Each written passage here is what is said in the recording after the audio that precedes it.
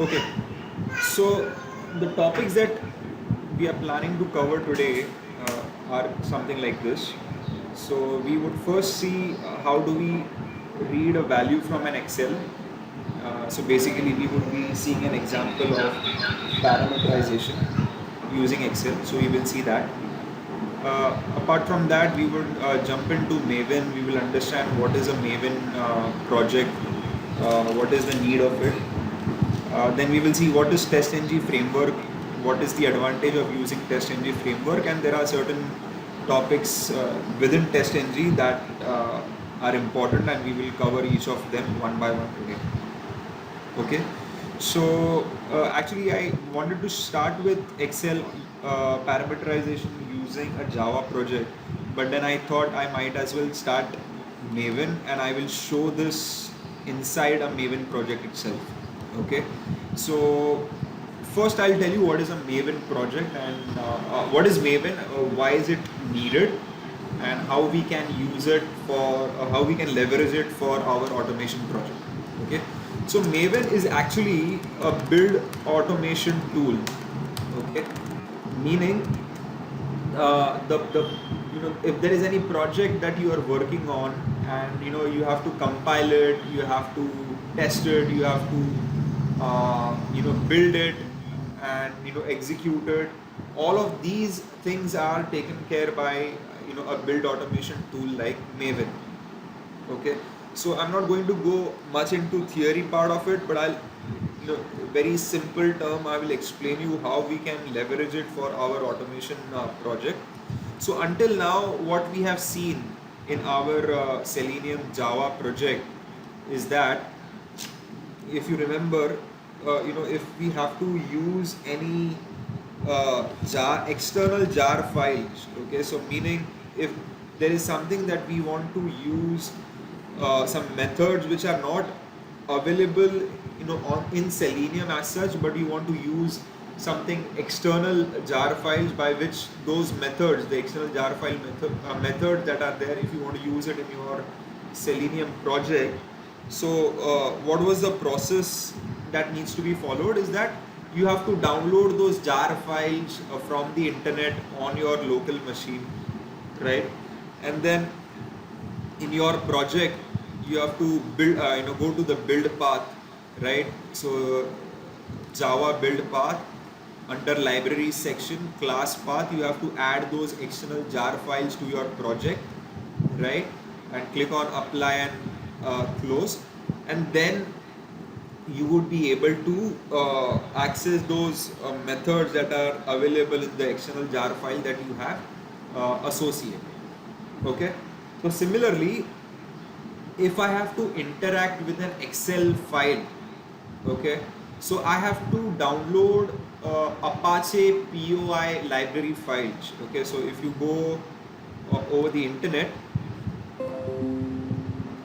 and if you search Apache POI download, okay, download jar file with all dependencies, something like this.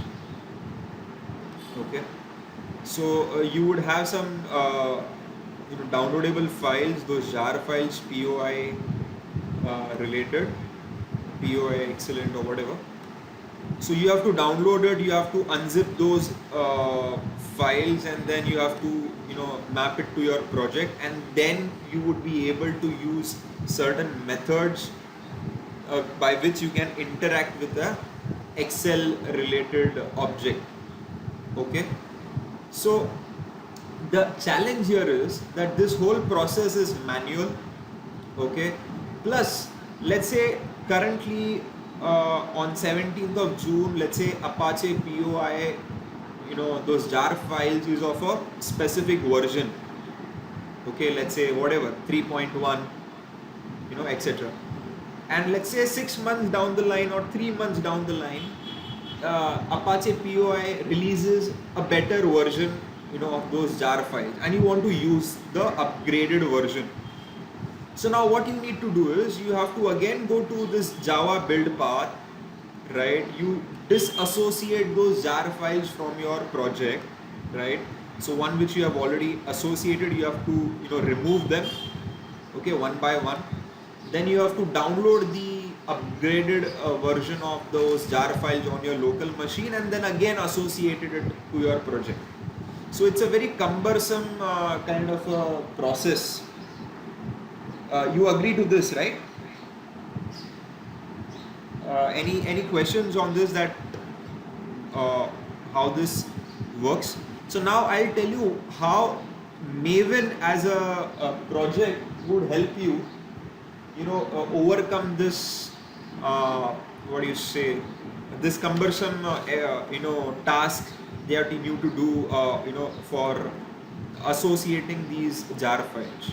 Okay, so what you need to do is, instead of what we create as normal Java project, you have an option called as Maven project. Okay, so you click on it, click on next. Okay, here you will see a new Maven project wizard. So here you can click as create a simple project. Okay, one second guys. Yeah, so you click on create a simple project, click on next. Okay, here you have to mention the group ID and the artifact ID. Okay, again this is a what do you say, a free text kind of a field, so you can mention whatever you want. Like for example, I would say com and artifact ID as let's say tutorial. Okay, some basic stuff, and I will click on finish. So when you click on finish, a Maven project by the name of the project which you have given will be loaded onto your project explorer window, and there is a certain folder structure that you see that gets created for you. Okay, so there is this source main Java, source main resources, source test Java, source test resources, then obviously the JRE system library files, and then there is this SRC and target folder, and a pom.xml. Okay, so pom.xml is the file which is going to help us in overcoming the challenge that we had faced in our Java project in associating the jar files, etc. So pom.xml, if you open up, you will see this is an XML with some basic XML tags that have been created based on the inputs that you have given, the group ID, artifact ID, etc. So now what you need to do here is, we will see that subsequently, but just for your understanding, instead of downloading those jar files, there are certain Maven dependencies. Okay, Maven dependencies or Maven plugin you can say, which you can mention it over here in an XML format. Okay, so the moment you mention those Maven dependencies over here in pom.xml, and when you click on save, what will happen is that this Maven project, based on this XML file, will download the version of the dependency which you have mentioned here from the internet. Okay, from the Maven central repository. It will download it to your local machine. Okay, you're getting my point. So whatever you mention here as a dependency, okay, will be automatically downloaded from the Maven central repository to your local machine. Okay, and that particular dependency will have a version number mentioned over there. Okay, and you will see those files getting loaded to your project also. And let's say tomorrow there is a new version of the same dependency that comes up. All that you need to do is you have to mention the updated version number over here in this pom.xml and just have to save it. Then what would happen is Maven would automatically first check that this upgraded version is available in the Maven central repository or not. If it is available, it will delete the previous version of those files, it will download the updated version and then it will again associate it with this project. Okay, so you understand what you are doing manually first in a Java project. In this Maven project, using this pom.xml, it is happening automatically. Okay, so I will tell you how this works. Okay, all right. So let me once again. There are some people joining it still. So just let me add them.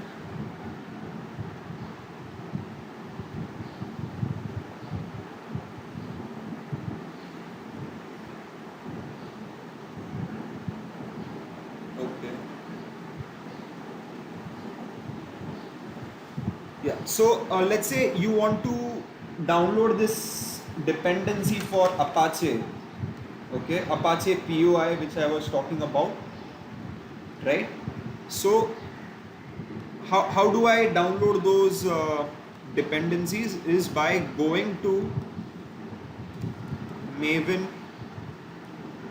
repository website. This is the website, as you can see, and here you just need to search for the dependency which you want for your project. So I would say for Excel interaction I need Apache POI.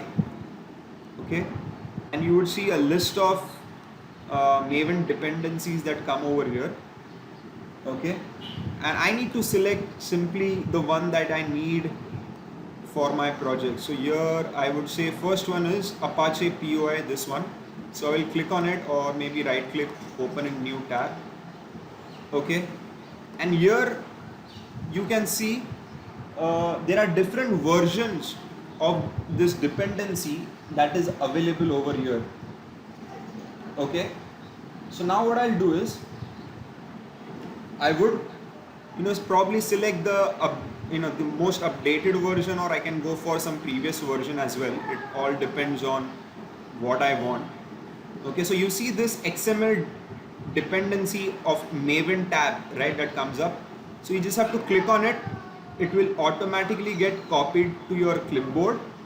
Okay, now what you need to do is, right, you come to your pom.xml file. Okay, and here you need to add or paste this XML file over here. And one thing I forgot is I have to add one tag called as dependencies. Okay, and inside this dependencies I have to add whatever dependency I want to use for my project. Okay, so this is how it would look. And if you see here, I did a control S. Okay, I did a control S, and I don't know if you saw that because it happened within a fraction of a second, that something got loaded over here. And if you see here, a Maven dependency folder has been created, and if you expand this, you will see Apache POI 5.2.3 related files, jar files getting associated with my project. Okay, and where are these files located? It is located in the C users del.m2 repository folder. Okay, so this is my local Maven repository folder .m2. So what has happened, the moment I add this dependency in pom.xml and I press Ctrl S, Maven will first check in this particular .m2 repository folder whether this jar file Apache POI exists or not. If it exists, it will not do anything, it will simply associate it to this project. If it doesn't exist, then it will download these jar files from the Maven central repository to this .m2 folder, and then it will map it to my project. You got it? So if this was not there, if I was using a Java project, right, so what I would have probably have to do is I have to download this Apache POI jar files manually, and then as I mentioned earlier, I have to manually map it to my Java build path, using the XML jar file button. Okay, but here this is pretty useful, very easy to use, and it helps a lot of time and effort in this. Any questions so far, anyone?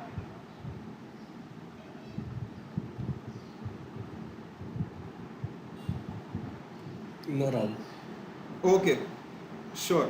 So I need one more POI dependency for this particular task of interacting with Excel. So one is apache.poi and the other is poi.ooxml. Okay, so this is also one thing that I would need. Okay, so now which dependencies you would need, that will come by practice, you will understand. So there's nothing specific thing that you know uh, I can share over here. It is just by practice you will understand. For Excel you need these two dependencies, or you can simply Google it, which dependencies are Maven dependencies are required for reading data from Excel or whatever. Okay, so same stuff.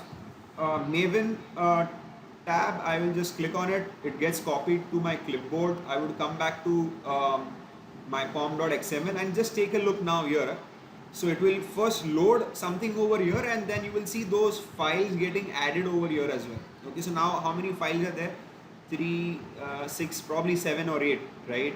So now if I add this dependency and now I'm going to hit Control S, you will see something got loaded and some new files have been added automatically to my project, right? So the -oo.xml files, jar files, are added to my project.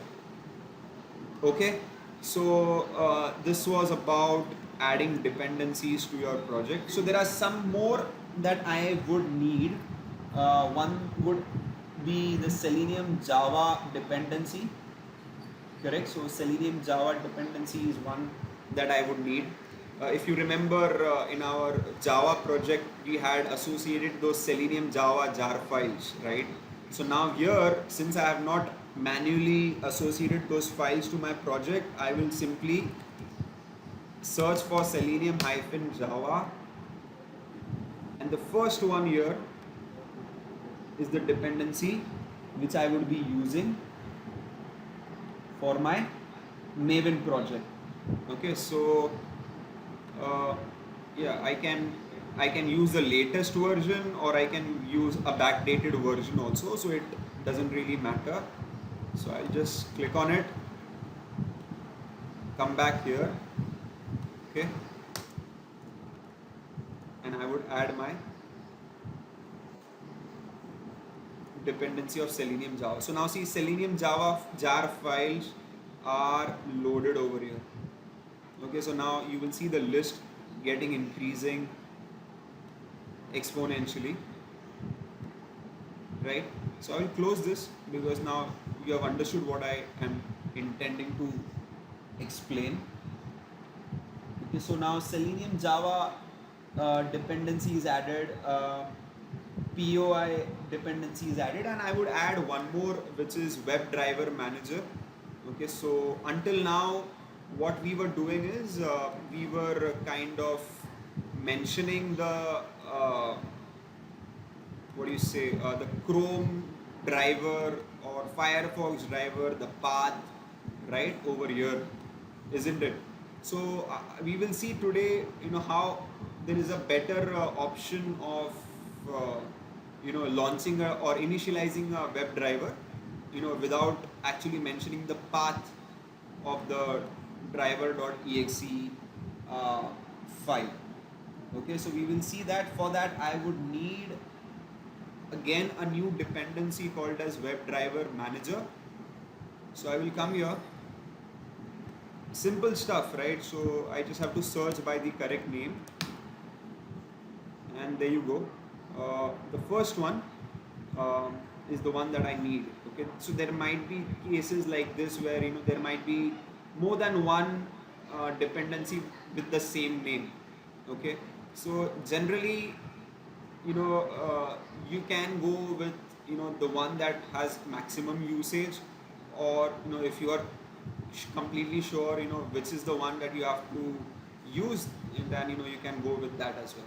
Okay, so in this case I know that it is this one, io.github dot whatever that is. So I will click on it. Okay, and then again whichever version that I'm comfortable with. Sometime what happens is that you may not like to use the very recent version, because there might be possibility that it might be a beta version of that software or whatever. So it is safe to use a couple of versions previous, so you can go by that logic and just add it to your dependency again. Okay, so I would add it over here. Okay, okay, and for alignment, right? So sometimes when you copy paste the XML file, alignment gets a little distorted. So one way to realign is by using Control Shift F. Okay, so it aligns all those indentations in your XML file. There is one more dependency that I would use,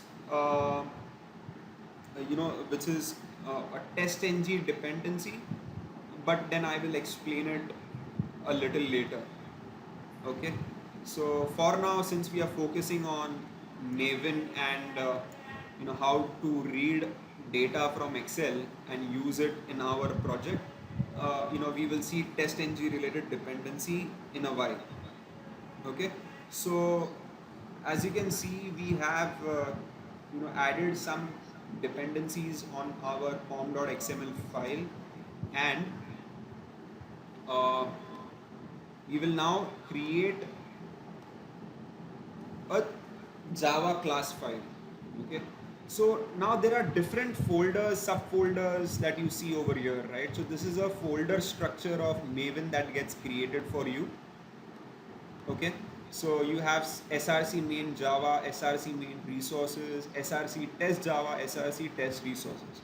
So generally uh, the uh, the general what do you say, um, procedure or general standard is that the QA team or the automation team would use these two folders, src test Java, src test resources, for storing their files. Main Java main resources can also be used, but generally it is used by the developers. That is a normal practice that is followed. But again, it's not a hard and fast rule. You can use any folder that you want. But as the name it says, src test Java and src test resources. It is more to the testing team kind of folders. So src test Java generally will have those test script files or the Java class files. Resources would have something like test data or some JSON file or property file or log files or whatever gets stored as a resource that we are using for our project. You can store it over here. Okay, and src test Java will have your what do you say, the Java files. Okay, so having said that, I will just right click src test Java, new, and I'll click on class.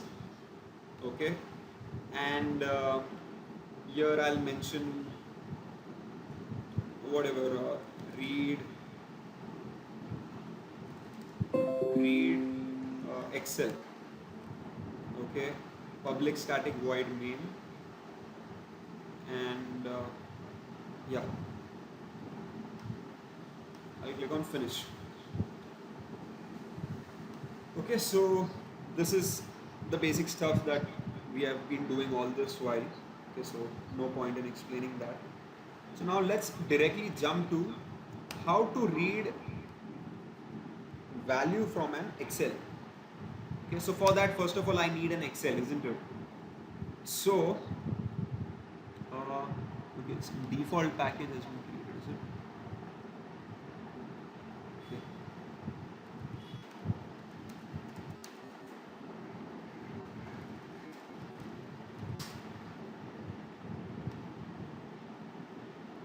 Okay.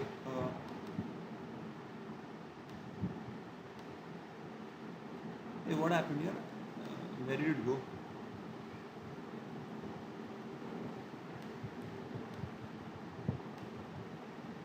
Arey? Where did it vanish here? SRC test Java.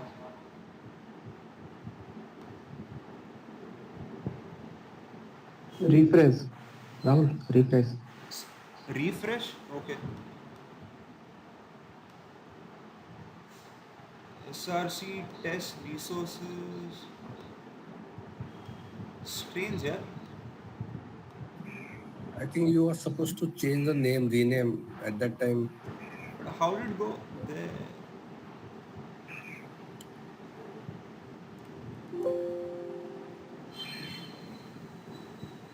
Very strange. Move.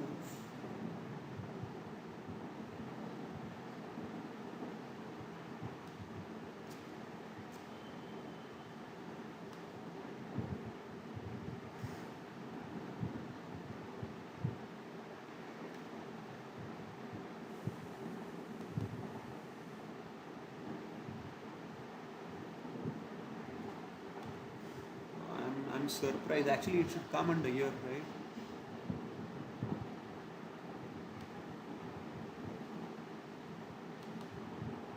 Okay. Anyways,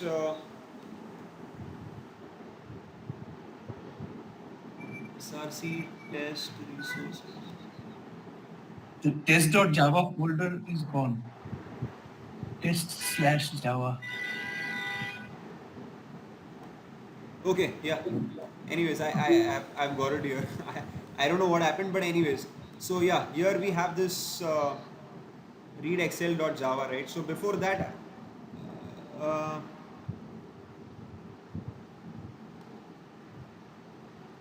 SRC main Java.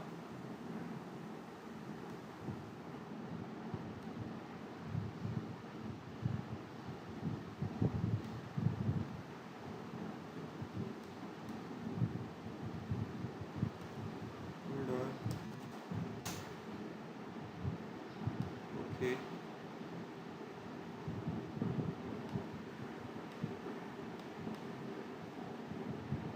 Refresh. Okay. So a little bit of confusion, but anyways. So now we have this Excel file class that we have created, and now I need an Excel also to read the content from it, right? So what I'll do is I will quickly create one Excel. I will go to this path first, um, tutorial, right? SRC test resources. Here I will create one Excel.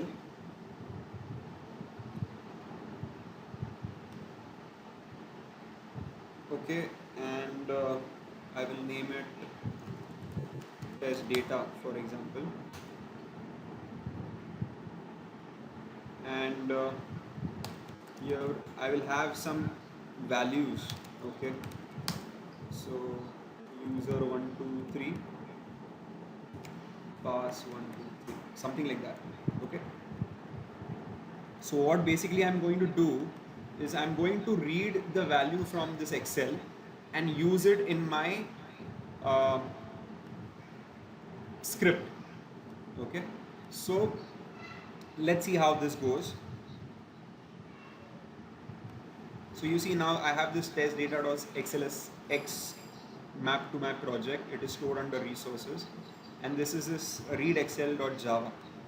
Okay, so first thing that I need to do over here is I have to create an object for interacting with the Excel. Okay, so for that I would say XSSF workbook WB equal to new XSSF workbook, and then I have to give the path of the Excel where it is stored. Okay, so now I'll say Control Shift O, and you see this particular package is being imported from this apache.py. You remember, this is the dependency that we had downloaded, isn't it? Added to our pom.xml file, right? So from that dependency, we are able to use this class, or I am able to create an instance of this XSSF workbook. Okay, so now why this is giving an error? Okay, so first of all, I also need to mention the path of this Excel. Okay, so for that I would use uh, string Excel path equal to uh, or I would say string path equal to system dot get property user dot directory.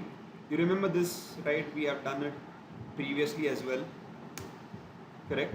So this will basically give me this path, this tutorial project path. Okay, so now within this project, if I have to mention where is my Excel located, so I would say path plus src test resources, right? And then the actual name of the Excel file that I want to interact with. Okay, so this is what it is. Access, okay, a spelling mistake. Okay, and okay, it asks me to add some declaration, throw declaration, so I would do that. So what I've done is I have mentioned the path of the Excel where it is located, right?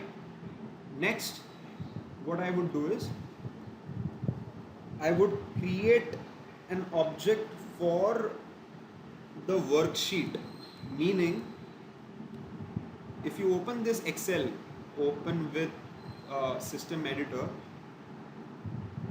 so this is the worksheet, so isn't it? So workbook is the actual Excel workbook. Inside the workbook there are multiple worksheets, right?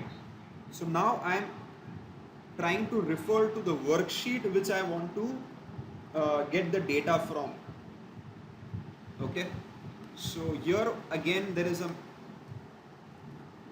way to do that. It is XSSF, okay, and XSSF sheet, okay, I would say sh equal to refer to the workbook object that you have created, so it is wb dot, right? Now you would be able to access some methods. There is one method called as get sheet, okay, get sheet, and the sheet name. So in this case, what is the sheet name? It is sheet 1, isn't it? What is the name of the sheet? It is sheet 1. So now I have got a reference to this particular workbook and this particular sheet, which is sheet 1. Okay, so far so good, right? Any questions, anyone? Okay, so let's move ahead.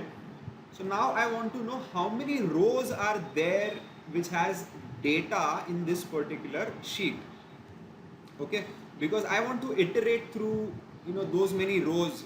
Okay, so let's say I have a combination of login credentials. So let's say user 234 pass 234, so on and so forth. Okay, so now a classic example of a login scenario where you have to enter correct username, incorrect password, or incorrect username, correct password, or both of them are incorrect, blah blah blah, right? So you save those combination of username, password in an Excel sheet. Okay, you create an object of that workbook, object of that worksheet, get the number of row count. Okay, so for row count I would say int row count equal to, okay, now I would access the object of the sheet, which is sh dot get row or you can say get physical number of rows. Okay, so get physical number of rows will give you the row count for that particular Excel sheet. So I would have it over here. Okay, and then what next I have to do? I have to iterate through that many rows and fetch the value of the username and password, right? So it should start from row number 2, 3, 4, etc., etc. Correct? Until the last row which has data. So in this case it is row number 3. So it will iterate twice. Okay. So now if I want to iterate, what is the logic or what is the code that I need to do? I need to use a for loop, right? So for int I equal to 1. Okay, so even here the index, although this row number starts with 1, but the index will start from 0. Okay, so this is index 0, index 1, index 2.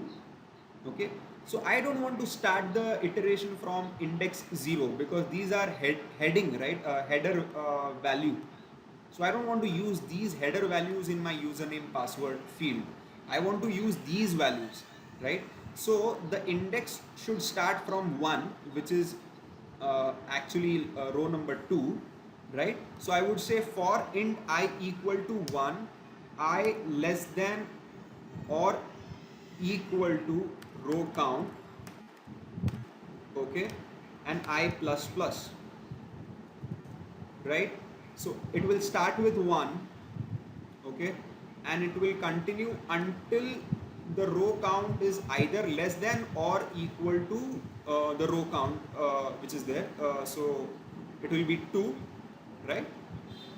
And then I would say I have to now get the value of that particular cell.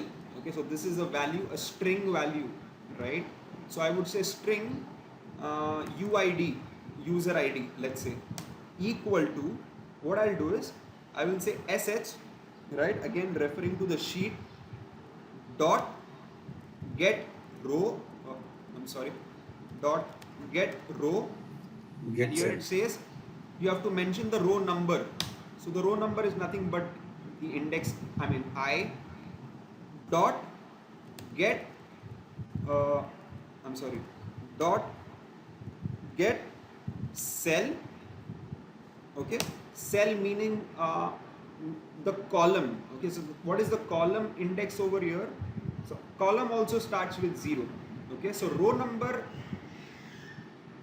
index is 1, column index is 0, which means I will get this value user 123. Okay, so I would say here 1. Okay, dot get string cell value.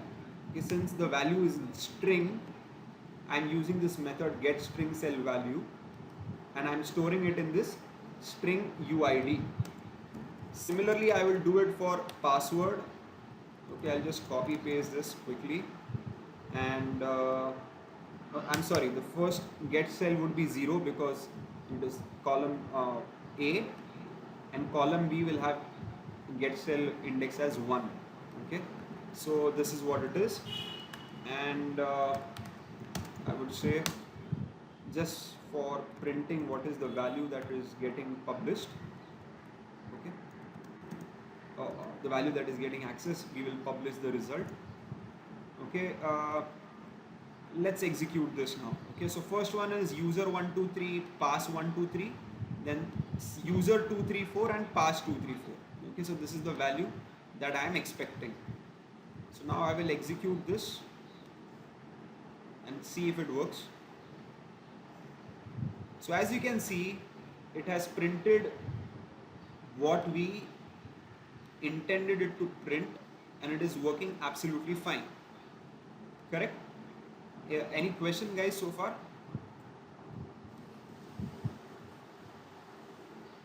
Okay, so now how do I use it in my login scenario? Okay, so now for login scenario, I obviously need to launch a particular URL, right? So we have already seen how to launch a URL, using the I can say the traditional method of system.set property, mention the Chrome driver or Firefox driver, give the path of that driver.exe, and so on and so forth, right? But today we will see a little different one, different way to do it using WebDriver Manager. Okay, so I will explain this code. So WebDriver Manager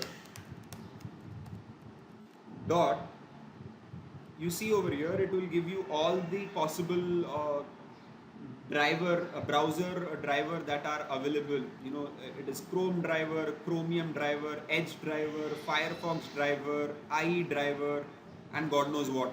Okay, Opera, Safari, etc. So whichever driver we want or whichever browser we want to open, the relevant driver needs to be mentioned over here, and I would say dot setup. So now what would happen is that WebDriver Manager will first find out what all browsers are available on my machine. Okay, so if there is Chrome browser already installed on my machine, okay, and if I'm using this WebDriver Manager Chrome driver.setup, it would be smart enough to identify where is my chrome.exe file located, and it will automatically launch my Chrome browser for me. Okay, so there's nowhere I have mentioned the path of the driver.exe or whatever. Okay, I have just used this simple WebDriver Manager method. And remember, this WebDriver Manager dependency needs to be added to your pom.xml, right? So we have added it over here. Correct? So only when you add this, I am able to use this WebDriver Manager method over here. Okay? Guys, just a minute. Somebody's at my door. Let me open it.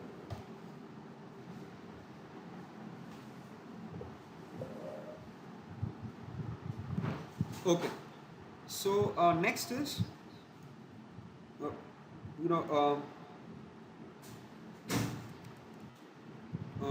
we also have to create a WebDriver object, by the way. WebDriver driver equals to new Chrome driver. Okay, so this is as it is. Okay, but this particular line is something new for you guys. Okay, so you are already aware of this. WebDriver driver equal to new Chrome driver, then driver dot manage dot window dot maximize, then I would say driver dot get, or you can also use driver dot navigate dot to mention the URL. So in this case I would be using uh, the demo QA URL or the demo QA website, right, which has a login page. Okay, so I'm going to launch this. Okay, so it is basically going to launch this URL, and then we will use our Excel data over here, username, password, and it will click on login button. Okay, so here next, after launching this particular URL, I would also wait for a certain time, right? So you remember the wait that we have seen in our previous session. How do we use it, right? So driver dot manage dot timeout dot implicitly wait, right, for 10 seconds, and I would also say driver dot manage dot timeout dot page load timeout, right, and let's say 30 seconds.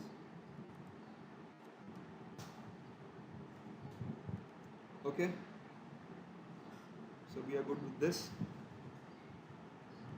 right? And what else? Obviously we have to identify these edit boxes, right? So I will quickly do that. Inspect uh, inspect by ID, right? So what I'll do is I will come here, driver dot find element by dot ID, username dot send keys, and here I will mention UID. Okay, the UID value that we are fetching. Similarly, for password, I will first add this send keys password, and I will inspect this password edit box. Yeah, so we have an unique ID, I believe, as password. We'll put it over here, and then driver dot find element by dot ID dot click. So this would be for the login button, correct?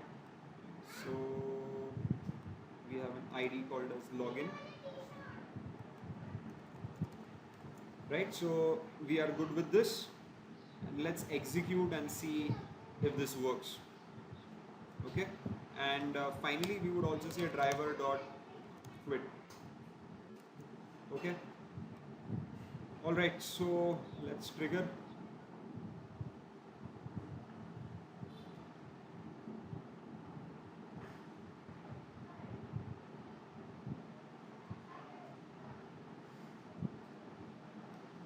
It has given some exception, I believe.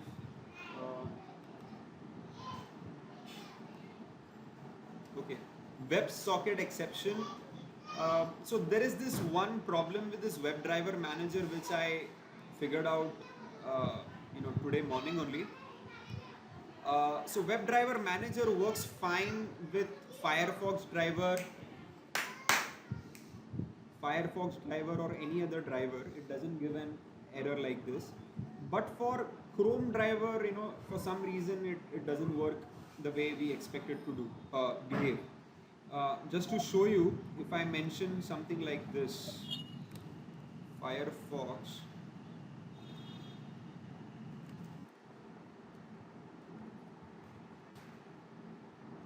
okay, and let's see if this works with the Firefox browser.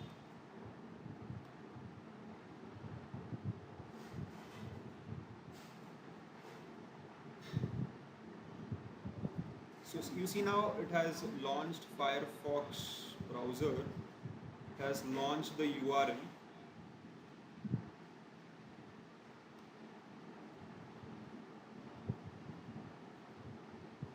It has entered the username password. I think it failed because this login button was not visible for some reason. So you see the Chrome browser has some issue. Firefox without any issue, it is working fine. Let me just re-execute this. Rahul, Yeah. there while we are using timeouts now. Sorry? Yeah, let it happen. I'll come back to you.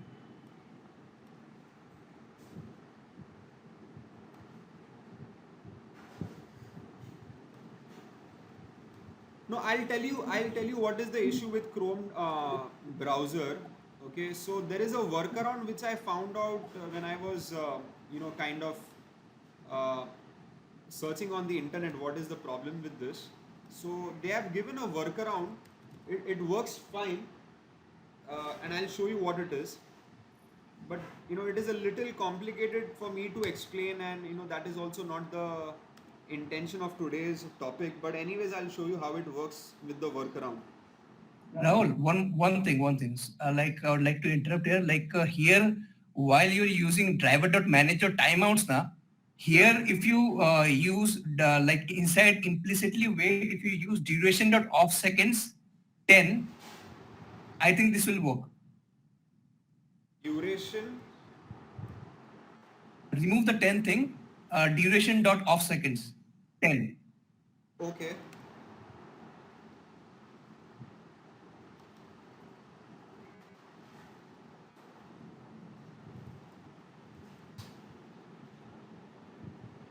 Like this?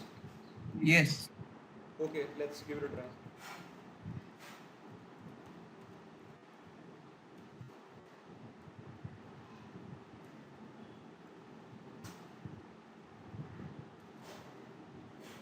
Okay, so let's execute this.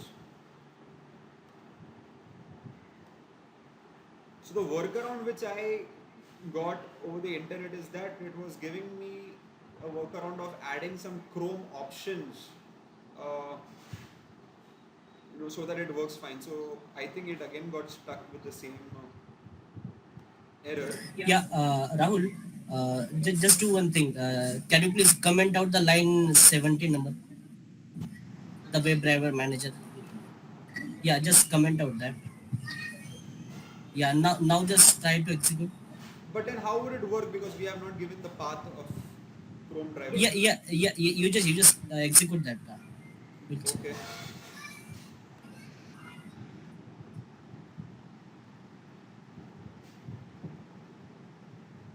Yeah, still open. Yeah, you see it.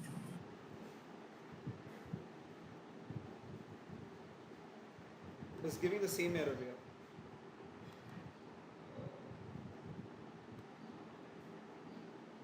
But Web did you socket. see it? That it still happened, right? I Sorry? think there is something issue. Without that web driver manager, the script also gets executes. Like in place of Chrome driver, you just write Firefox driver. In place of that Chrome driver constructor you have written, right, on the line number 20, you just change it to Firefox driver. Yeah, Firefox we have anyways seen that it was working fine, so that is not a problem. But with the I just Chrome I just I driver, just yeah, I just want to like say you that without the web driver manager or the path we always mention, right, system.set property, or sometimes we use web driver manager. In place of that, there is a current update after Selenium 4. So okay. we no need to use the path, like how we usually do it, right, with the help of like system.set property or web driver manager. Without that also scripts get executed. Okay, so you're saying with the latest version, WebDriver Yeah, Manager itself is not needed, and this WebDriver would work without the path. yeah, yes, exactly. Because it is taking directly from your user directory. So basically, what I understand is earlier it was, a WebDriver Manager was something that would work without the path, and the normal one had to mention the path. The WebDriver driver equal to new Chrome driver. But now I think WebDriver Manager, I mean the normal WebDriver works exactly the same way as WebDriver Manager, and you don't need to mention the path. Okay. Yes, exactly.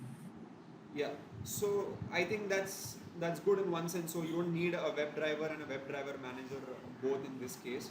So thank you for this. So I think WebDriver manager can be ignored even from the pom.xml. So as our friend mentioned that this WebDriver no longer needs a path; it works exactly like WebDriver manager. Okay. So coming back to this Chrome, I just wanted to quickly show what is the workaround. Okay, and then we will quickly jump to TestNG, because that is the main focus for today's session. So I will show this workaround and then we will start with TestNG. So the workaround that I have received is you have to use something called as Chrome options. Chrome options Just to add the argument, right? equal to new Chrome options. Okay, and here you have to mention certain arguments for this Chrome options. Okay, so one of the argument that they had mentioned here is, again this is out of the context of today's topic, but just since this is a blocker for anybody using Chrome over here. Okay, so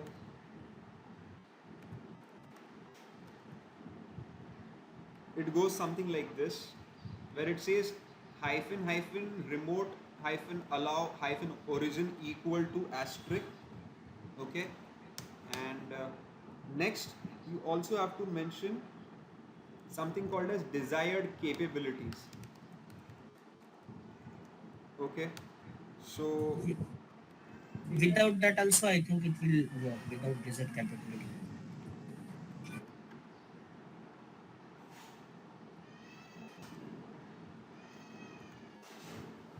and here in the desired capabilities, you have to mention, you have to set a particular capability, right, which is nothing but Chrome options, okay, dot capability, and you have to mention the Chrome option object which you have created, okay, and finally this ends with uh, I think here it is options. It ends with merging of the capabilities that we have created, which is CP, right? And here in this driver new Chrome driver, you have to mention the options that you have created, and with this I think it should work fine. Let's see. Okay, so let's run this and see, because this was the workaround that they had given and it was working fine in the morning when I tried it from my end. Okay, so let's run this and see once.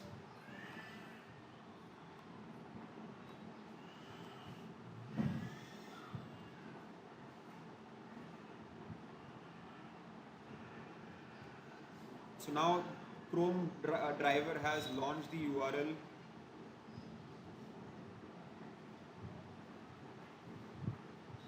So you see here now it has entered both the values one after the other in a very quick time, so you couldn't see this. Okay, so I was able to read the value from Excel, and I was also able to pass the value in the application where I want to use those values. Okay, so this is how basically you use Excel to parameterize your script. Okay, and one thing probably you might have noticed is that it has added some value to the existing value. Okay, so first it was user 123, then it was user 234, right? So it was actually not a concatenation, but it was actually you need to replace the one, right? So to avoid this kind of stuff, what you could do is you can mention something like this. So before you do a send keys, right, you can use a clear method, okay, and then use the send key. So if there is any existing value that is there in the edit box, that gets cleared, and then the value gets set to your what do you say, the browser, the field. Okay, so now if I execute this,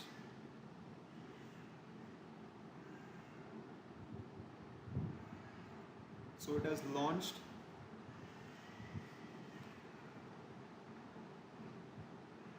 So user 123, user 234, right? So it has no longer added to the existing value. It cleared the value first, and then it added the new value to the field. Okay. So any question, guys, so far? Sorry. Hello. Am I audible, guys? Yes, ma'am. Okay. Yes. So what I was saying is that earlier, it was adding the value to the existing value which was entered in the text field. So what I added is I added a clear method, and then I use the send keys so that a new value gets added instead of overlapping or concatenating the existing value. Okay. So this is how you read value from Excel and use those values in your application wherever you want. Okay, and one new thing that we learned today is that WebDriver Manager no longer is required, because in the newer version of Selenium, this WebDriver itself is capable of launching the browser based on what browsers are installed on our machine. Okay, so WebDriver Manager you can just ignore for now. And another issue that we saw is that when a Chrome browser is giving some WebSocket related error, these are some 3 to 4 lines that you need to add based on Chrome options and desired capabilities. and then you have to add that options in your Chrome driver instance. So you would overcome that WebSocket exception error that you were getting. Okay. Rahul, you can if you comment. Hello. Sorry. Yeah, if you comment that 19, 20, and 21, I think the script should again execute successfully. Okay, I mean, like, let's try this, but again, I want to, very urgently move to TestNG because it's 1 hour already. But yeah, let's try this once.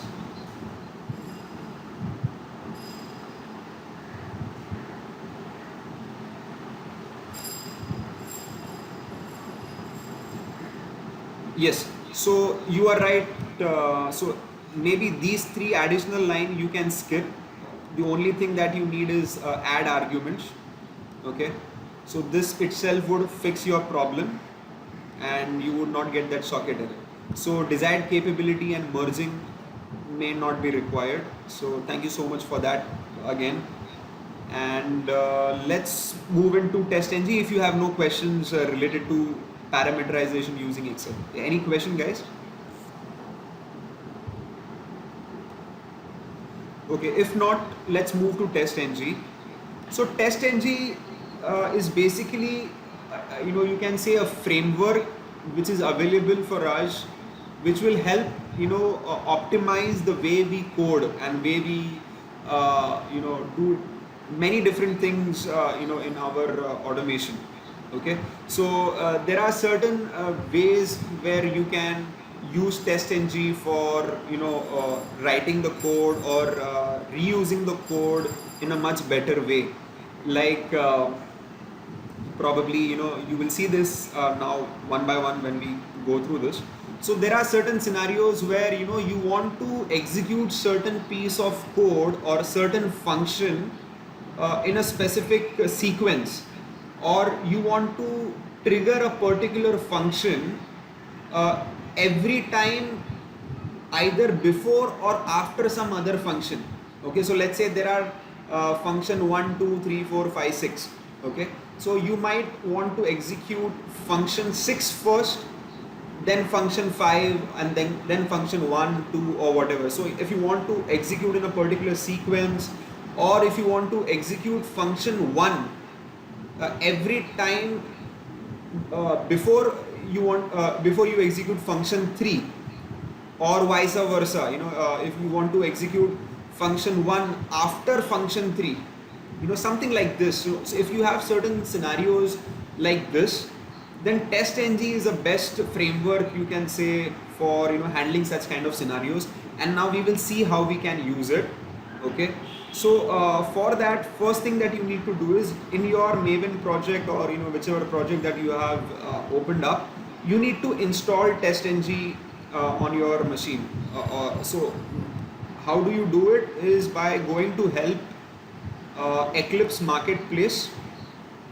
Okay, and over here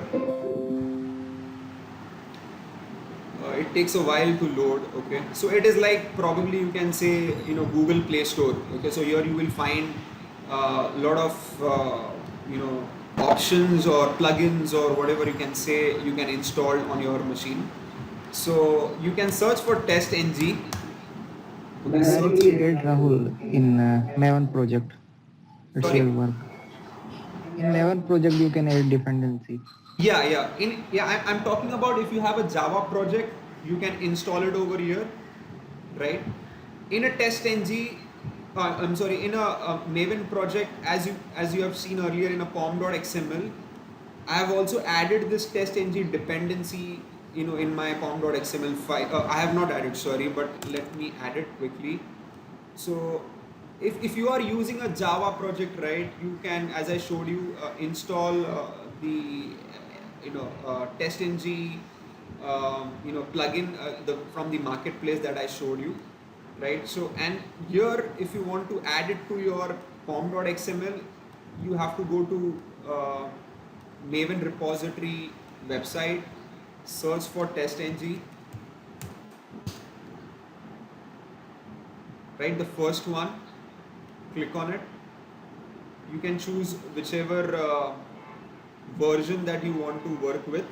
Okay, So let's say, whichever, either the most recent or any backdated test ng would also work. So let's say I pick up something like anything 6.9.1 or whatever. You come here, you copy this, go to your dependency, you know go to your pom.xml, add this dependency, right? So this gets added, and you will see TestNG related dependency also getting added to your project. Okay, so once that is done, you also need to create a testng.xml file. So just like pom.xml, you also have to create a testng XML file. Either you can manually create it like this, okay, new file, and then you can mention testng.xml, or the other way is right click your project, go to testng and say convert to testng. So once you do that, you would see some testng.xml file name that is mentioned, the path where it is going to get stored, some basic testng XML content getting created, and just click on finish. So once that is done, you see this testng XML file getting added to your project. Okay, and then you have to do something similar what you had done in your pom.xml. So you can add certain XML tags over here, for different purposes. We will see that one by one, and you can execute this project as a TestNG project. So we will see that, how to execute that. So let me create few basic classes for going through some TestNG concepts. First, probably what I will show you is the hierarchy, okay, of TestNG annotation. Okay, so I would say annotations hierarchy, and I will click on finish. And one thing to note here is you don't need public static void main to execute your TestNG related files. Okay, so if I don't select this public static void main, I click on finish. Okay, and here if I say something like this, public void test 1, okay, and let me just print something for now, okay, without the main method, by the way. And let me quickly create few more methods. Okay, this is just for showing you the annotation hierarchy, how it gets executed, okay, and what is the use of that. So we will see the usage when we start our session on creating a framework, right? So we will see where do we use these different annotations. Okay, so there is a hierarchy in TestNG for the annotation. So there are different types of annotation: before suite, after suite, before test, after test, before class, after class, before method, after method, so on and so forth. Okay, so what this basically does is that it has a specific sequence of getting executed. Okay, so before suite method in TestNG runs before the execution of all other test methods. Okay, so before suite will be executed very first. Okay, then after suite method in TestNG runs after the execution of all other test methods. Just by the name, you can get an idea what it does. So if there is any particular function that you want to execute in the end, or if there is any function that you want to execute in the beginning of the execution gets triggered, so that part of the code you can mention in the function, and you can add this annotation, a TestNG annotation, to your function, and every time when the execution happens, that particular function will be triggered first. Okay, so now if you want to relate which kind of code would you need to execute at the beginning, so it would be something like initializing of your driver, uh, setting some environment variables, or launching a particular URL, that is something that you would probably need to do at the very beginning, right? So those lines of code, you can add it in a function, and you can add this annotation to your function which you want to execute in the beginning of your script. Then after suite, which gets executed in the very end, you might want to add function like driver.quit, or releasing memory from your script or your machine, or all those tear down kind of activities that you want to perform in the very end. You can use this annotation called as after suite to that particular function. Okay, so then there is something called as before test, after test, before class, after class. So we will see that one by one. Okay, and I'll show you the execution sequence for each of those. Okay, so let's start with before suite. So how do I tag this? I just simply have to say @before suite. Okay, and I will say Control Shift O. It will get added over here.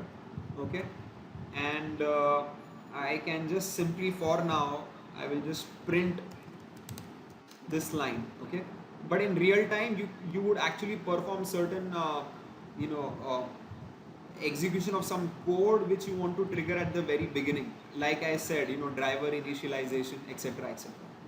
Okay, then next you can say there is this next method that gets executed is before test. Okay, and I will just quickly mention just some print statements. Okay, so before test annotation also has got imported. What you can also do is, instead of this, I can just simply say dot star. Okay, so it will basically import all of the things that I want as part of TestNG annotation. Then before test, then comes before class.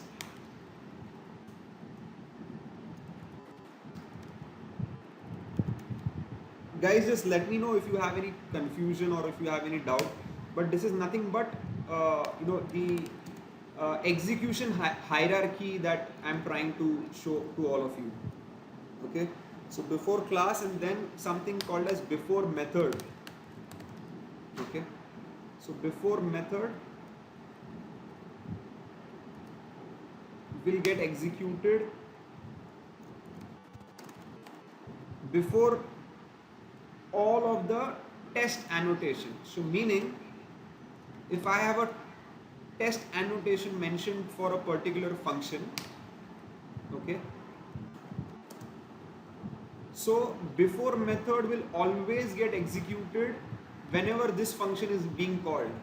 Okay, so if I call test 5, it will automatically first execute test 4, and then this test 5 will get executed. Okay, why? Because this has a test annotation, and before method will be triggered whenever a test annotation is being executed, so this will execute first. Okay, so I will show you when I execute this. Similarly, there is this after method. Okay,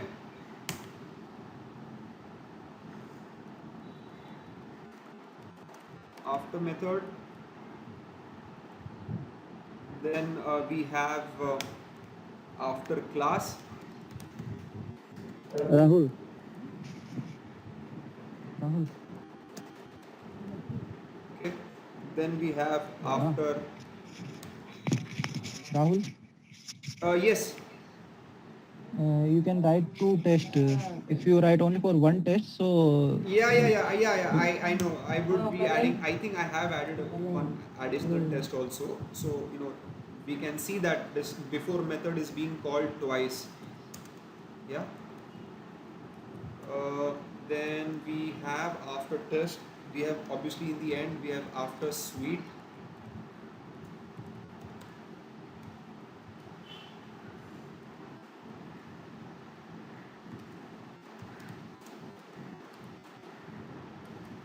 And finally we have another test annotation. Okay, so here there are two test annotation. One is test 5 and one is test 10. Okay, and as I said, this before method will always get executed before any test annotation. So now you will see before method getting executed before this test 5 and also before this test 10. Similarly, after method will be called every after every test annotation gets executed. So after this test 5 gets printed, you will see this after method getting printed, and after test 10 getting printed, you will again see after method getting printed. Okay, so I will just execute this, and then if you have any questions, we will go through it one by one. Okay, and yeah, so now if I have to execute this particular what do you say class, right, a file, so there is a way to do it in testng.xml, right? So in this you have to mention certain things. Okay, so we have this test tag, right? Inside this test tag you have to mention a tag called classes. Okay, and within this classes you have to add a tag for class.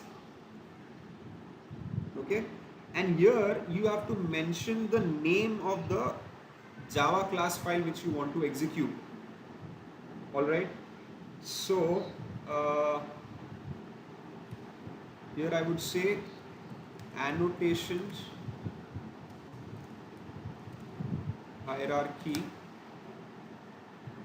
right, and annotations hierarchy, and I also have to mention the package, right? So package, I don't know, I have mentioned as default.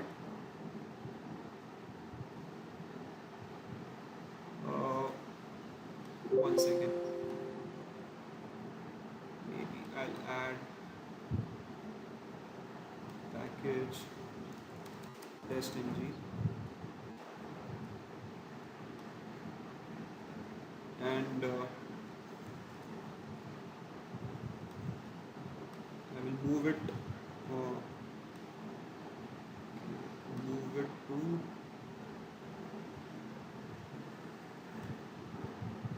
TestNG package.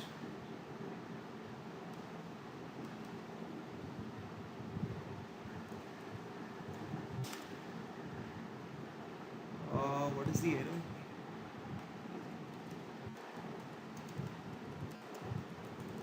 Is it?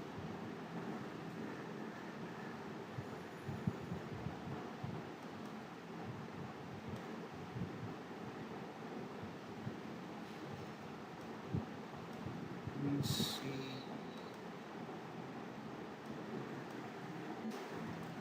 Semicolon. Okay. So yeah. So now here what I've done is in testng.xml, as I said, I have to add this classes XML tag. Inside classes, I have to mention a class tag. I have to mention the Java class name here, annotations hierarchy. I hope the spelling is correct. We copy it. And I also have to mention it falls under which package. So it is testng.annotations hierarchy. Okay, and now if I want to execute this testng, I have to right click testng.xml, run as testng suite. Okay, so if I click on it, you see it has executed, and obviously we are not launching any browser or anything of that sort, right? I just wanted to show you the hierarchy of the execution. So the hierarchy is like this. As I said, before suite will execute in the very beginning, after suite will be executed in the end. Then after before suite, before test, before class will get executed after before test, and then this before method, as I told you, will be executed before any test annotation is executed. So test 10 is executed first, before method is executed before this test 10, And similarly, after method gets executed after every test annotation. So before method is executed first, then the actual test, then after method, then again before method. Why? Because another test annotation with test5 is executed, then after method, and then the sequence is after class, after test, and after suite. Okay, so now you might wonder why test 10 is executed first and then test 5, why not the other way? Well, it starts with what do you say, if it was an alphabetic order, if the test name had something like let me come back here. So test 5 and test, I think 10, it was the second one, right? So it goes in this sequence. So it is like a binary sequence. So if it is 1 which is coming first, so it doesn't go like, test 10 is later than test 5. It doesn't go that way. So it goes, alphabet wise. So test here is everything matching, right? But after that, which is the first character, 5 or 1, so it captures 1, right? So this gets executed first and then test 5. Okay, so it happens in alphabetic order, and if there is any number, so the comparison, it is like that, in binary format. So this is the annotation hierarchy that gets executed. Okay, any question guys so far on this? There are a lot of topics more to cover, but I'll see if I can cover at least half of this today. Any questions on hierarchy? Anyone?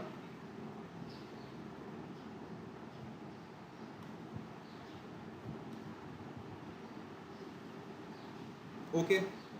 If not, then let me show something related to assertions. Okay. So for assertion, we use assertions for generating pass or fail in our report. Okay, so there are different assertions that are available in TestNG, right? So let's say again we will take few example of a simple test.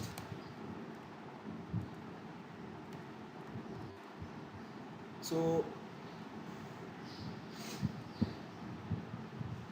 there are some assertion like this, okay, which says assert true.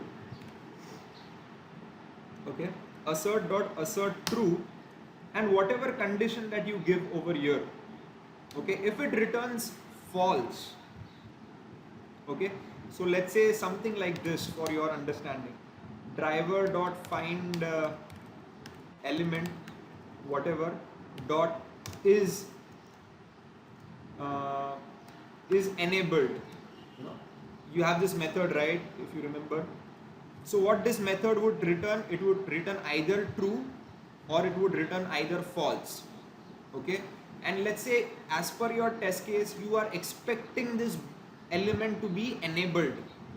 Okay, so now you have to assert whether this is enabled is returning true or not.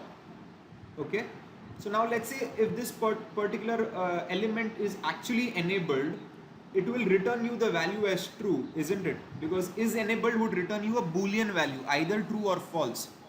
So if it is enabled and it returns true, and you want to report it that this particular statement has passed, so then you can use assert true and then pass this combination, the expression that you want to validate, and accordingly it will display in the report either it has passed or it has failed, right? So let's say if it is if the expected value is enabled, it should return true. But let's say the button or the element is not enabled, it is disabled, right? So obviously it will return false. So now when you are saying assert true and the value returned is false, then it is not matching the expectation of being true, right? So it will return in the report that this particular method has failed. Okay, until now we had not seen assertion. What we were doing is we were using if else condition, and then we were printing this system.out.println saying that this button is enabled, or in the else part we mentioned that this button is disabled or whatever, right? But in actual project, you have to report it in as pass or fail in a report, right? So in that case, you have to use this TestNG assertions for generating the report the way you want. So now let's say, for example, instead of this, I simply say true. Okay. True in the Boolean format. So it will be true here. Okay. And then let's say public void test2. There is some other assertion as well. Assert dot assert false, right? So you might expect certain condition to return you as false, okay? But let's say it returned you true, right? So then again there is a mismatch, right? You are asserting for false, but you have got true, correct? So now this particular function will fail. The first function will pass because what is being asserted is actually what it has got as a return value, okay? Then similarly, if there is one method called as one function called as test3, and here I'm using an assert which says assert equals, okay? So if you have any value, so let's say you are validating a text of a particular web element, and you are validating whether the text is let's say hello world, okay? And the value that you have extracted using driver.findElement or whatever, the return value is, let's say, hello hello India, let's say, whatever. So obviously now assert equals is expecting these values to be equal, right? Or for that matter, let me put it as in some different case and see whether this returns true or false. So technically the value is both same, but there is a change in the uppercase lowercase value for W, right? So we will see whether what does it mention, whether it is passed or fail, okay? Similarly, there is another I can show you as an example. Assert dot assert not equal to, right? Similarly, there are plenty of things that you can go with, okay? So uh, assert not actually double, but we can say same way, right? So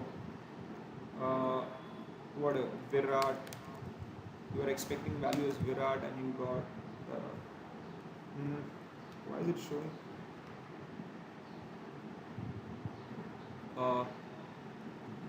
let's say such, okay? So here you are expecting that these values should not match, okay, and it is actually not matching, right?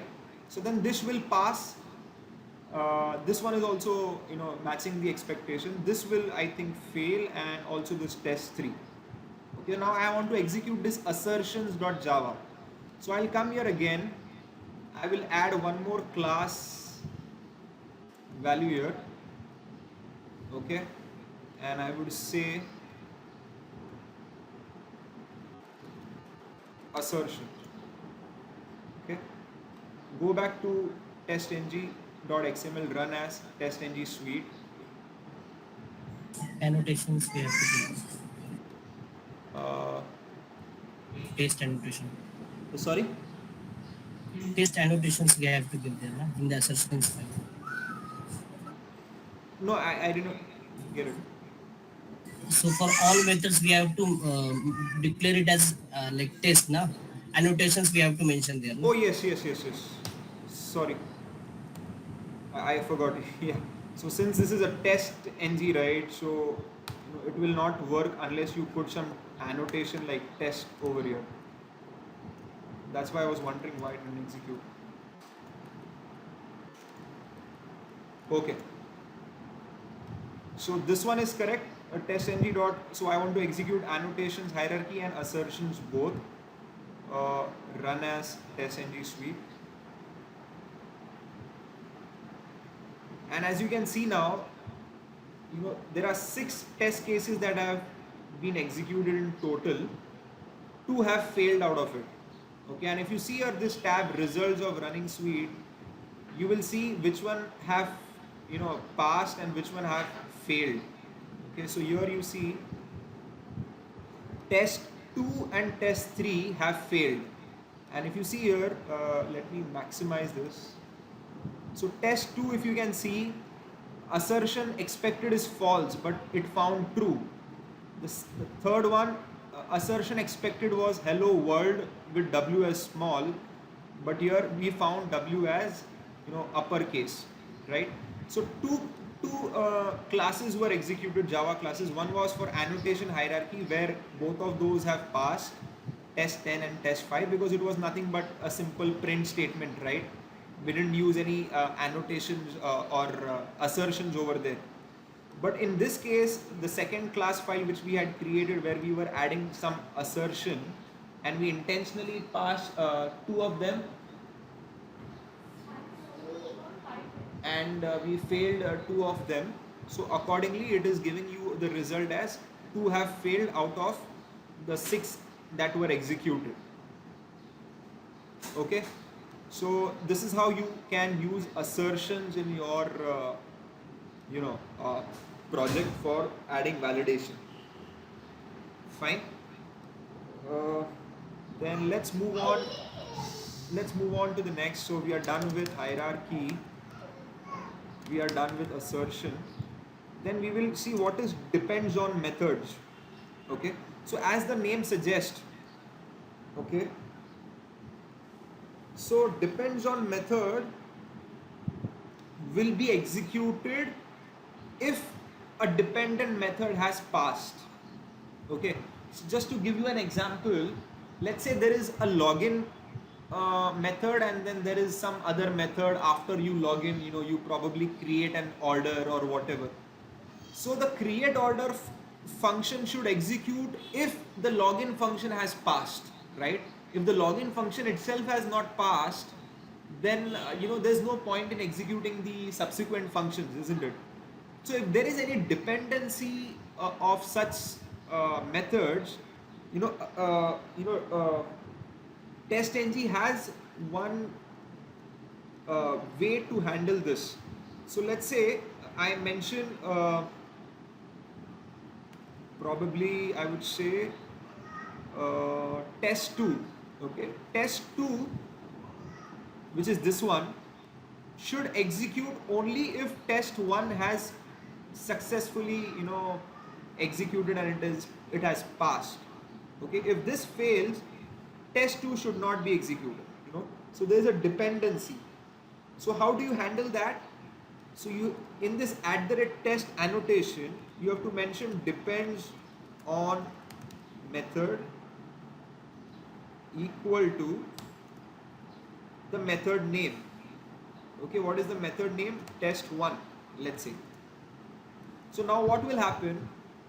If test 1 gets executed and it is successful, only then test 2 would be executed. If this fails, ideally this should not be executed. Okay, so now we will see this. Let me run this.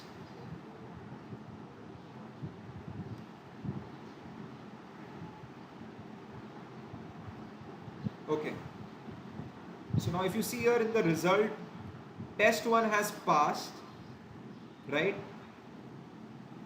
Then test 3, test 4, whatever, but test 2 has been executed. Why? Because test 1 has passed, isn't it? So that is why when I use depends on method and I mention test 1 as my dependent method, if this pass, only then this will be executed. Now let me make this as false so that this fails, and then we will see whether test 2 gets executed or not. Okay, so now as you can see, the result, 4 have passed, 2 have failed, and none have been skipped. Okay, now let us see whether in this case this test 2 gets executed or whether it gets skipped, right? So I will execute run as TestNG suite, and as you can see, total test run 6, 2 have failed and 1 have been skipped in this particular scenario. So if you see, test 1 has failed for whatever reason, we have just, kind of tweaked, and that is why test 2 has not been executed at all. It has been skipped, right? Why? Because test 1, the depends on not, so the depends on not successfully finished methods. Okay, so the dependent method was not successfully executed, or it was not passed. That is why this test 2 was not executed, it was skipped. Okay, so this is what I mean by depends on methods. Okay, so we have covered this. Any question, guys? So far this is a pretty simple one, right? uh, there's no rocket science. You just have to Yeah, add yeah. this depends on methods, and you have to mention the method uh, which is dependent for this one. Yes. Rahul, can we do it for like if test one, we mention there in the test one, we can mention there depends on method test two. So because like alphabetically first test one should be executed, right? So if Test we 1 give should be their executed, yeah. dependence, so Yeah, it's a like possible. okay. So if we like take that parameter and we'll use it for test one, then we'll just check what is the So output. what do you want me to mention here? Depends on methods as Yeah, depends on methods for test two. test Test two. 2. Test two. And just like delete that 14th line parameter that depends on. You want me to remove this? Yes, yes. Okay. So yeah, okay, this is a good example, I would say, because test 1 ideally should be executed first, because that is the sequence, right? Yes, Test 1, yes. test 2, test 3, test 4. But now since test 1 is dependent on test 2, which is ideally should get executed in second order, right? So now let us see what happens. Again, I have not really tried this, but it's a good Yeah, question. I already tried. Okay, so let's see what happens. So again, one has skipped. Test 2 has been executed first in this case. Then test 3, test 4, and I think test 1 has been executed last, which has got skipped obviously because this has failed.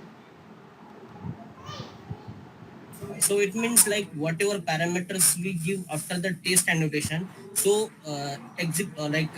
while starting the execution, it first collects all the parameters, then it gets executed each test, right? Correct, correct. So if there is any depend It is. on method, right? So no matter what is the sequence of this particular method, whether it is first or whatever, but if the dependent method is not executed before this, then how would this particular method would understand what is the output of this execution dependent method, and based on that whether it has to be executed or not, how would it come to know? So if it is a depends on method, then whatever the dependent method is, it will be executed first, before, at least before this, right? And then this one will be either executed or it will get skipped.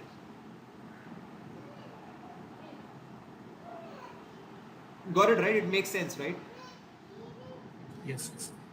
Yeah, but it was a good question. Nice. I mean, I didn't thought of it. Okay, so then let's move further. There is also something called as invocation count. Okay, so now let's say I want to execute one particular method more than once. Okay, so I would say invocation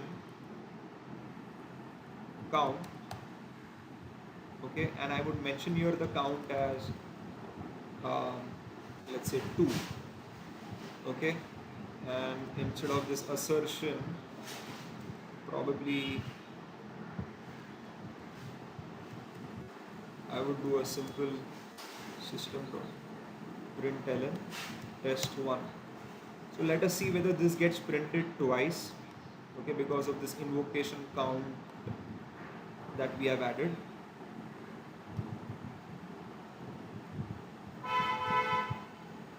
So now total test run, earlier it was executing 6 times, I mean like 6 different tests, right?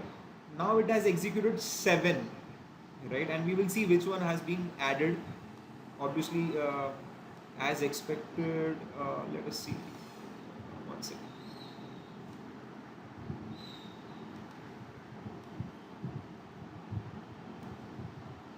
Yeah, so test 1 has been printed twice over here, if you see, right? So the number of invocation count we mentioned, those many number of times this line of code will be executed if you want to kind of execute it multiple times. Okay. Uh, then there is also something called as invocation timeout. Okay. So here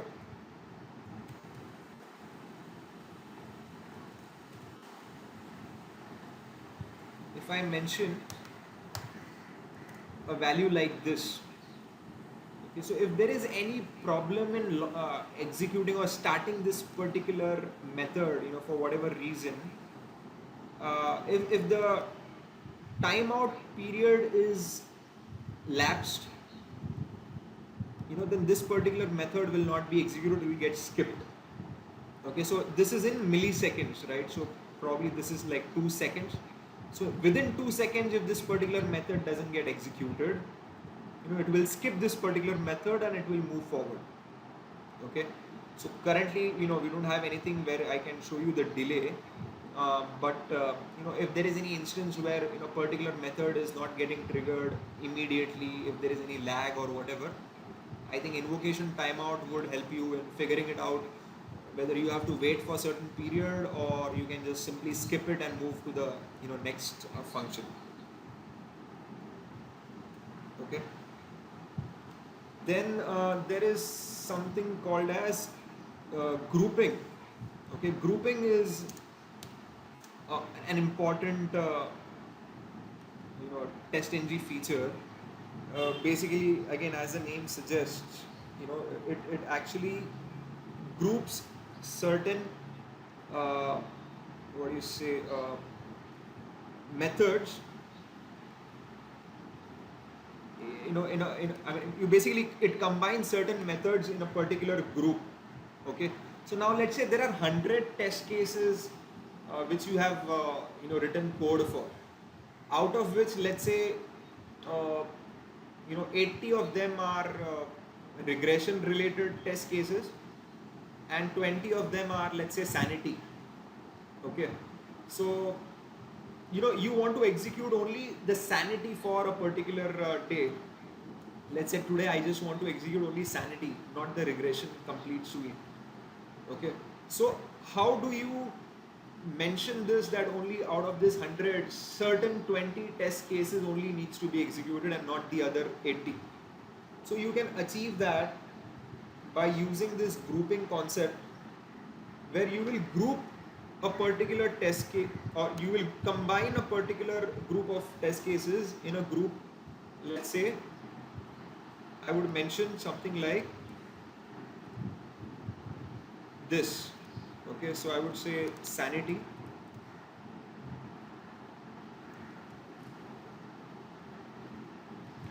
Okay, and for some I would mention as regression. Okay, randomly something.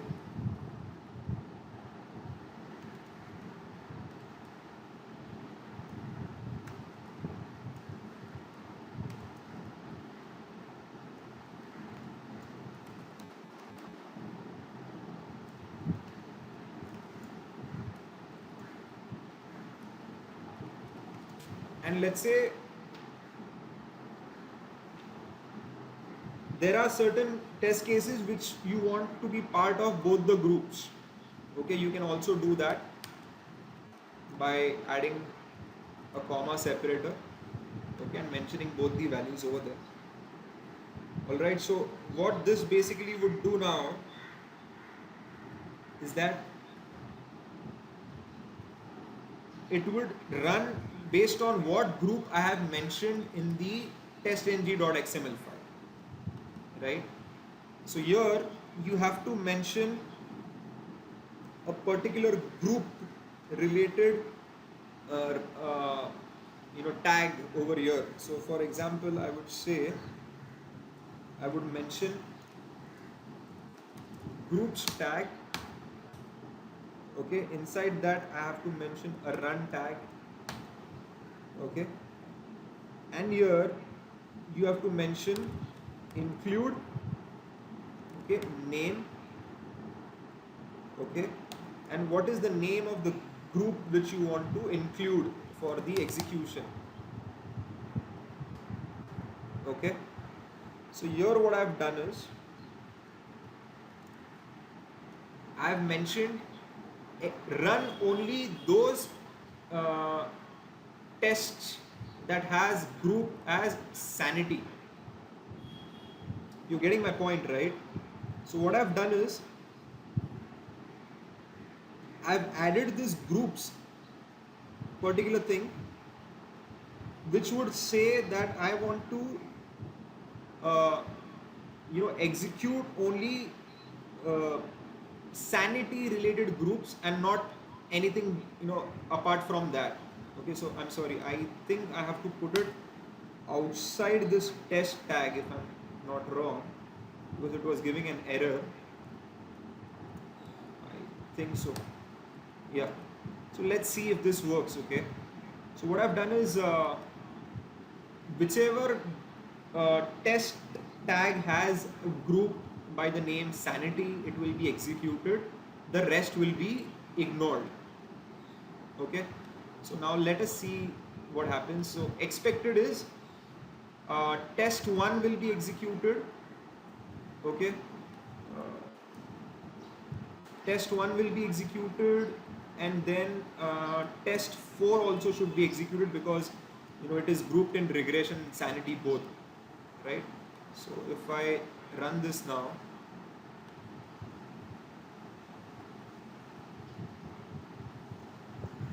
okay, so now you see earlier there were 7 execution, right? 7 test cases were executed. Now how many have been executed? One has passed and one has failed, right? Only 2 have been executed. Why? And that too only for assertions class. The other class, the what was that, annotation hierarchy, did not execute at all. Why? Because there was no test method, test annotation with a group called as sanity, right? So this test 10 and I think test 5, there was no grouping done for these two tests, correct? And in assertion as well, there were only 2 methods that were having group as sanity, which was test 1 and uh, test 4, correct? So now based on that, the execution happened for test 1 and 4, and the assertion whatever was passed and failed, that doesn't get changed. So assertion would work as is, but the picking of those test cases for a particular group execution is done like this. Okay, and let me just see if I can, I don't know if this works, but I think this should.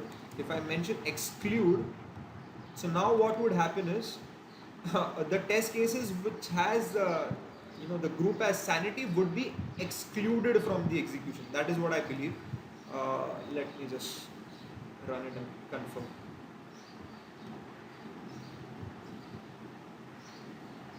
Okay, so now if you see 6 have been executed, 4 have, 4 have been executed in total, and out of that 2 have failed. Okay, so now if you go to results of running suite TestNG results page, you will see now even the annotation hierarchy has been executed. Why? Because only those tests which doesn't have a grouping sanity will be executed. Okay, so obviously annotation hierarchy test had no grouping anyways, forget sanity or regression, so it got executed by default. And in TestNG assertions class, there were only two tests which did not had sanity, which was test 2 and test 3. So if you see here, test 2 had regression and test 3 had regression. Test 1 had sanity, so this got excluded, and test 4 also had sanity, so this one also got excluded, right? So test 2, test 3, and in annotation hierarchy, uh, test 5 and test 10 got executed. Okay, so this was about grouping. Any question, guys? So what I have basically done is I have just added these groups in this test annotation. Okay, and in TestNG.xml I have mentioned this in the group tag. You have to mention run tag, and you have to mention either include or exclude, whichever group you want to mention. Accordingly, it will either include in the execution or it will exclude in the execution, right? So pretty simple and easy to understand, I believe. Then there is something called as priority. I think I will end today's session with this because we took quite some time for that Excel part, but no worries. At least we started with Maven and TestNG, right? So that's the good part. So priority. Okay, so priority, again, as the name suggests, you give certain priority for certain execution. I mean, for certain functions to execute. Okay, so let's say you want to set a priority. Let's say.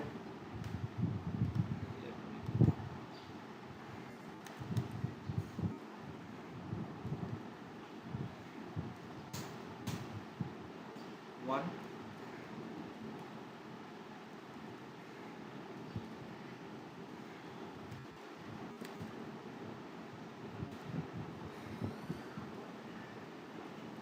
So I've intentionally given two methods with the same priority. I will give priority equal to 2,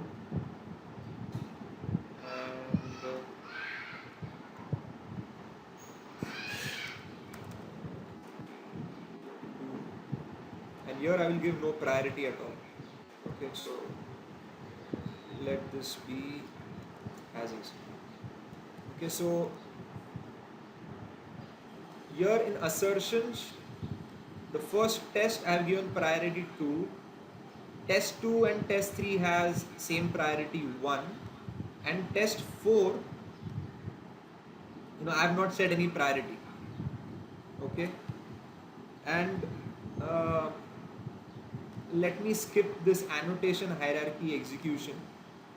So what I'll do is, and by the way, I'll just remove this include or exclude. Okay, so I'll remove this, and I want to probably comment out this for now.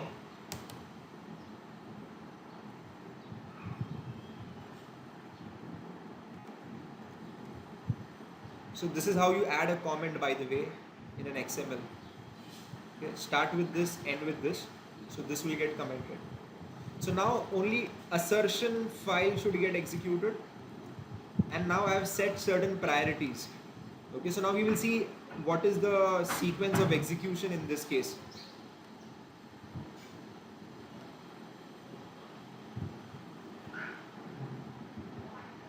Okay, so 4 have executed, 3 have failed, and let us see what is the priority taken here.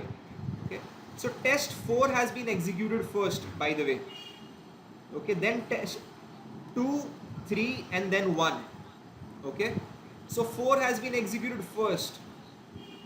Although I have not set any priority, this has been executed first. That means if you don't set any priority for a particular method, that will be executed first. Okay, it may sound a little strange, but Rahul, yeah. You can set priority 0 for test 2 and 3. So that time it's execute first. Yeah, by default So it's zero, Sanjay. yeah. If we haven't mentioned anything, so by default it's zero and it will execute first. Sorry.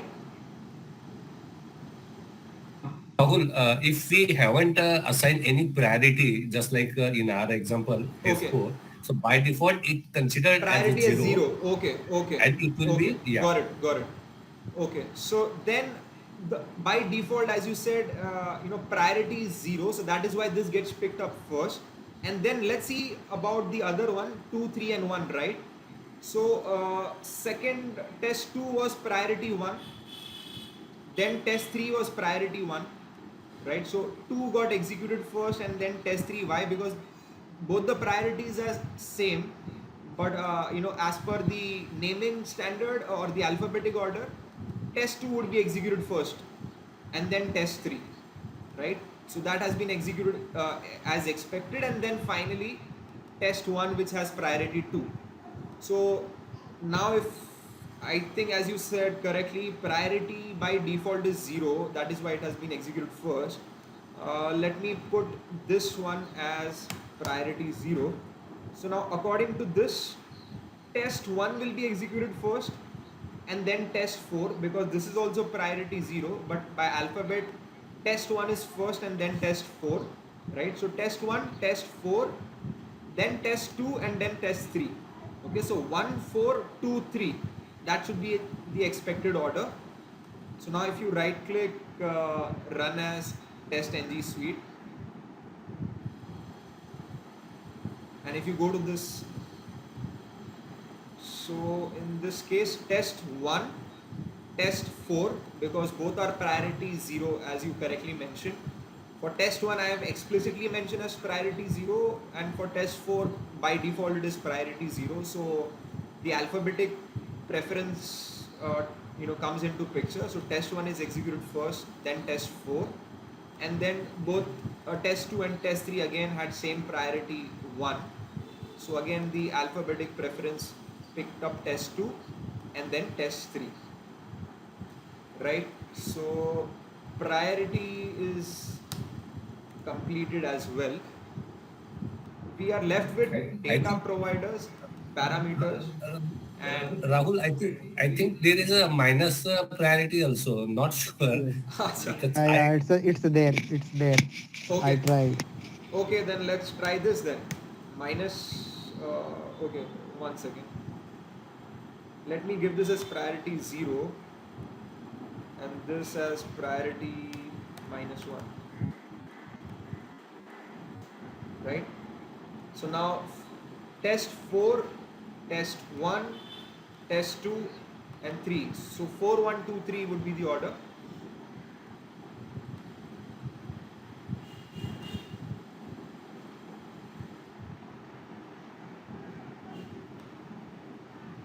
Yeah, you're right. So -1 is also there. So it takes priority in negative integer value also. So whichever number comes first in that linear number sequence, right, starting from negative to 0 and then the positive. So in that same sequence, the priority can be set. And by default, as we saw, as rightly mentioned, I think by some, I forgot the name, by default it is priority 0, whether you mention it or not. Okay. So this was about priority, guys. Data provider and parameter are again used for parameterizing. Okay, just like how we parameterize using Excel, TestNG inbuilt also has some parameterizing related annotations, data provider and parameters. We will see that tomorrow. And most importantly, we will see listeners and retry. These are very important and very widely used in framework. So what happens is that if a particular test case fails and if you want to retry that same failed test case, we can do that using this TestNG listeners and TestNG retry thing. So we will see that tomorrow. Okay, so I think we have covered almost 2 hours. This Rahul, tomorrow timing? tomorrow timing, I think it should be in the evening 8 o'clock, because I am available in the evening, and let's continue with our normal timing, because I think most of the people join evening time. So let's keep it at 8 o'clock tomorrow. Hopefully, Okay. the Wi-Fi and all should be all set. And No we would problem. be able to cover TestNG tomorrow. And probably next week we will start with the automation framework and we will see how it goes. Rahul, can you share your number? My number, yes, yes, I have no issues. Rahul, today's session have you recorded, na? Yeah, I have recorded. I think so. Yeah. Yeah, it is recorded, but